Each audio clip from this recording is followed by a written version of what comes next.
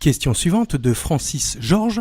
Bonsoir Monsieur Asselineau. Pensez-vous que les Français se laisseront endormir par la manipulation médiatique autour de Monsieur Macron ? Pensez-vous que ceux qui financent sa campagne payent des foules pour assister à ses meetings ? Merci et bonne continuation. Alors, moi, ce que je vois, c'est que il y a une discordance totale entre les meetings organisés par M. Macron où il y a des milliers de personnes. Soit dit en passant, c'est largement exagéré d'ailleurs. On nous dit, par exemple, qu'à Paris, il y avait eu 15 000 personnes. Moi, j'ai regardé de près, il y avait deux salles. L'une était totalement vide et l'autre, elle était à peu près à 4 500 personnes. Donc il y avait eu 4 500 personnes en réalité. Il n'y en avait pas eu 15 000. Ce qui reste beaucoup.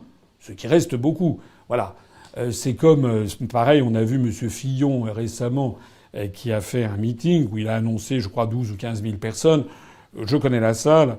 La salle, ne peut pas contenir, pour des raisons de sécurité, plus de 8 000 personnes. Ça reste beaucoup, bien entendu, mais il y a une espèce d'inflation. C'est comme moi, lorsque je fais des réunions publiques, quand je dis qu'à Lyon, il y avait 420 personnes, il y avait 420 personnes. Mais si j'étais Macron, je dirais qu'il y en avait 2000. Voilà. Et si j'étais M. Fillon, je dirais qu'il y en avait 3000 ou 2500 ou 10 ou 1800. Moi, je dis toujours les vrais chiffres. Alors, il y a effectivement du monde qui va au meeting de M. Macron, ça c'est exact, mais pas autant que les chiffres fantaisistes qui sont avancés. Ça, c'est le premier point. Le deuxième point, c'est que moi, je vois la différence qu'il y a entre ces gens d'un seul coup qui sortent d'un chapeau et puis je vois dans la rue. Il n'y a personne. Il n'y a pas d'affiche, il n'y a pas de distribution de tract, il n'y a pas de gens dans la rue qui viennent vous parler de M. Macron, ça n'existe pas. C'est comme sur Internet. Moi, il y a des sondages en ligne sur Internet où, de temps en temps, je figure. Il se trouve qu'à chaque fois que je figure dans un sondage en ligne, je suis désolé de le dire, mais je fais des scores époustouflants. J'arrive pratiquement tout le temps premier. Que ce soit sur Candidat 2017, sur Sondage 2017, enfin, il y en a un certain nombre. Évidemment, quand j'y suis pas, là, je ne fais pas de score, bien entendu. Alors, il y a des gens qui ont eu se sont dit quoi, c'est pas normal.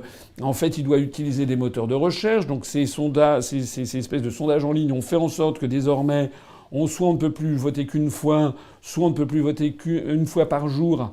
Et puis, il faut remplir une espèce de Snapcatch, je sais pas comment ça s'appelle, pour empêcher que des personnes puissent voter à répétition, ce que je trouve très bien. Depuis qu'ils ont fait ça, ma cote a encore augmenté, ce qui veut dire que c'était les autres. Alors, au passage, d'ailleurs, moi, quand je vois que je fais des scores très, très, très supérieurs à ceux de M. Mélenchon et encore davantage à ceux de M. Macron qui sont très bas, je me dis, mais ils sont où, leurs militants ? Paraît-il aussi, on nous explique que M. Mélenchon fait des scores extraordinaires sur Internet. Il y a eu des interviews auprès de son responsable d'Internet, etc. Bon, mais c'est très gentil, mais ils sont où quand il s'agit de voter ? En fait, on sait que M. Mélenchon, il n'est pas le seul d'ailleurs, il achète des fans sur Facebook. M. Macron aussi. Voilà, donc ils ont 150 000, 200 000, 500 000, etc. Nous, on n'achète pas de fans sur Facebook. Voilà. On pourrait aussi, il paraît-il qu'on peut acheter des numéros sur YouTube. Bon. Voilà. En attendant, je pense qu'il y a derrière, effectivement, M. Macron, des organisations. Alors, quand c'était à Lyon, c'est Gérard Collomb, qui est le maire de Lyon, qui est l'un de ses plus fervents supporters. Mais je pense qu'il doit y avoir aussi des organisations qui sont là, je sais pas moi, qui sont capables de faire sortir d'un chapeau, de mobiliser des gens. Il y en a, hein. Il y en a des organisations comme ça en France. Je pense par exemple à l'UNEF, hein, voilà, de quelqu'un comme Julien Drey. C'est quelqu'un qui a la capacité de faire sortir d'un chapeau. Je dis pas que c'est lui, mais ça peut être. On me dit, je ne sais pas si c'est vrai, mais on me dit qu'il y a des autocars qui vont chercher ou qui vont proposer à des étudiants dans des universités, des écoles de commerce, des instituts d'études politiques, qui leur proposent d'aller gratuitement voir M. Macron. Voilà. En fait, je pense qu'il y a beaucoup de gens qui y vont en tant que curieux et qui vont écouter. Alors ils voient quelqu'un qui est là, qui, pendant 1h30, manipule les foules d'une façon abjecte, je me permets de le dire, en jouant sur les sentiments humains, en faisant des choses... en disant voilà, je suis là, vive le bonheur, tous ensemble, pour la France, etc. Alors ça, tout le monde peut le faire, mais c'est vraiment particulièrement dégueulasse, parce qu'en fait, c'est jouer sur l'ignorance des gens. Voilà. Moi, depuis que j'ai créé l'Union populaire des Républicaines, j'essaye de tirer mes compatriotes vers le haut en leur donnant les clés de compréhension de la situation, en leur donnant tous les moyens de comprendre pourquoi ils se font manipuler. Moi, je joue sur l'intelligence de mes concitoyens. Quelqu'un comme M. Macron, mais il n'est pas le seul, mais lui, c'est peut-être l'archétype. Lui, il joue sur l'ignorance.